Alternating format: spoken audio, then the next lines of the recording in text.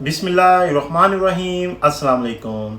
मैं हूं एडवोकेट मारज़ुएब ब्योता और आज हम एक ऐसे कानूनी मसले के ऊपर बात करने जा रहे हैं जिसके बारे में पाकिस्तान में हज़ारों लोग कन्फ्यूजन का शिकार होते हैं। अगर किसी शख्स के पास कानूनी असला लाइसेंस हो और खुदा न खास्ता उसका इंतकाल हो जाए तो क्या उसका बेटा वो असला अपने पास रख सकता है? क्या लाइसेंस खुद ब खुद वारिस के नाम मुंतकिल हो जाता है?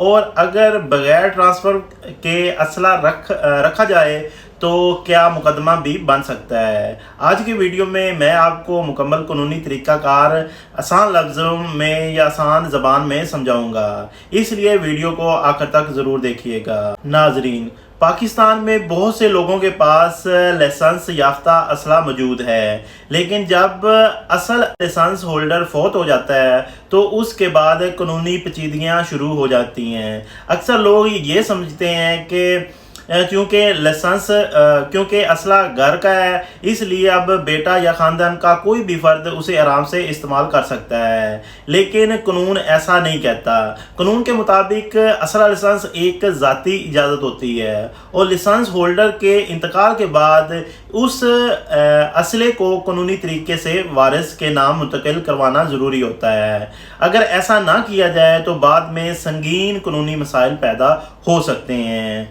अहम सवाल, असला किसके नाम ट्रांसफ़र हो सकता है?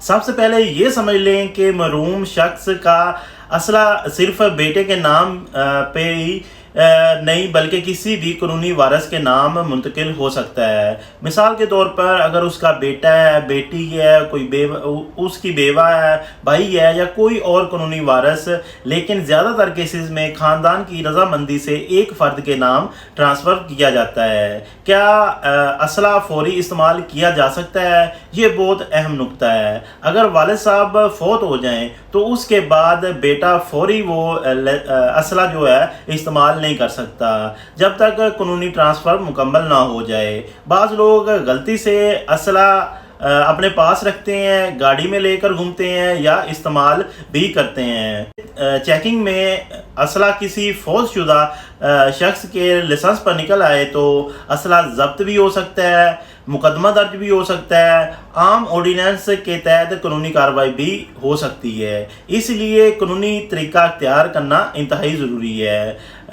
जो असला ट्रांसफ़र के लिए ज़रूरी डॉक्यूमेंट्स कौन से होते हैं? अब बात करते हैं इन कागजात की जो आम तौर पर दरकार होते हैं। नंबर 1 है डेथ सर्टिफिकेट, मरूम शख्स की फौतगी सर्टिफिकेट। नंबर 2 है ओरिजिनल आर्म लाइसेंस। नंबर 3 है CNC की कॉपी, सक्सेशन सर्टिफिकेट यानी कि वरासती सर्टिफिकेट, ये साबित करने के लिए कि असला जो है वो कानूनी वारिस कौन है। नंबर 5 NOC या रजामंदी, दीगर जो वारिस होते हैं उनकी रजामंदी के असला फलां शख्स के नाम मुंतकिल किया जा रहा है। नंबर 5 पे है वेपन वेरिफिकेशन, असले की तस्दीक और बाज़ केसेस में फ्रेंसिक या क्वाइफ चेक किए जाते हैं। दरख्वास्त कहाँ जमा होती है? ये इस बात पर मुनसर होता है कि लाइसेंस किस नौइयत का है। अगर सूबाई लाइसेंस हो तो दरख्वास्त डिप्टी कमिश्नर या होम डिपार्टमेंट के पास जाती है, और अगर लाइसेंस प्रोहिबिटेड बोर हो तो मामला मिनिस्ट्री ऑफ इंटीरियर तक जा सकता है। पुलिस वेरिफिकेशन, नाजरीन, पाकिस्तान में असला ट्रांसफ़र के दौरान पुलिस वेरिफिकेशन भी अहम किरदार अदा करती है। मुतलका थाने से आपने वो करवाना है।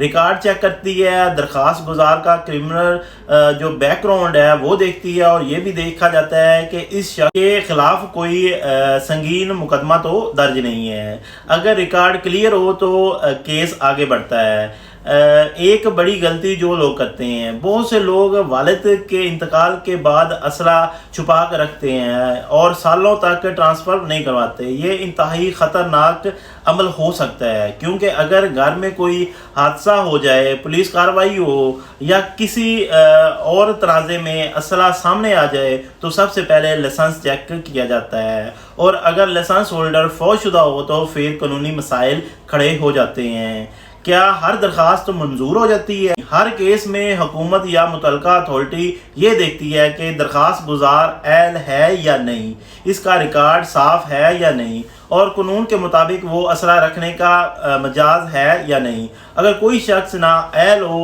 یا اس کے خلاف سنگین مقدمات ہوں تو درخواست مسترد بھی ہو سکتی ہے۔ قانونی مشورہ یہ ہوگا کہ اگر آپ کے گھر میں کسی مرحوم عزیز کا اسلحہ موجود ہے تو اسے چھپانے کی کوشش نہ کریں، غیر قانونی استعمال نہ کریں اور جلد از جلد قانونی ٹرانسفر کا عمل شروع کریں، کیونکہ احتیاط بعد کے مسئلے سے بچا سکتی ہے۔